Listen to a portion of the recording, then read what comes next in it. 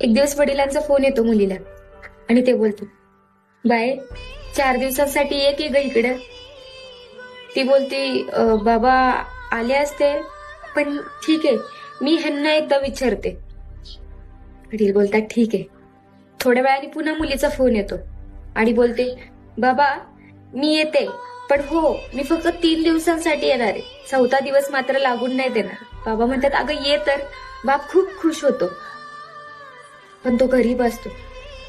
तो इकडून तिकडून पैसे गोळा करतो. आई बोलते, अहो कशासाठी? मुलगी आपली समजूतदार आहे, घेईल समजून, कशाला कर्ज करता. तो म्हणतो, गप तू, वेळ पडली तर मी माझ्या मुलीसाठी किडन्याही विकेल माझ्या, पण माझ्या मुलीचे सगळे हौस मौस पूर्ण करणार. ती तिच्या घरी येते आणि तो सगळं आनंदाने तिचं करतो. शेवटी 3रा दिवस येतो. मुलगी म्हणते, चला बाबा आता फायनली मी माझ्या घरी निघते, मला वेळ झाली आता माझ्या घरी जायची. मुलीचं हे बोलणं ऐकून बापाच्या डोळ्यात टचकन पाणी येतं. ते म्हणतात, माझ्या घरी विसरूनच गेलो की बाया आता तुलाही तुझं घर आहे, मी हेच घर समजत होतो तुझं.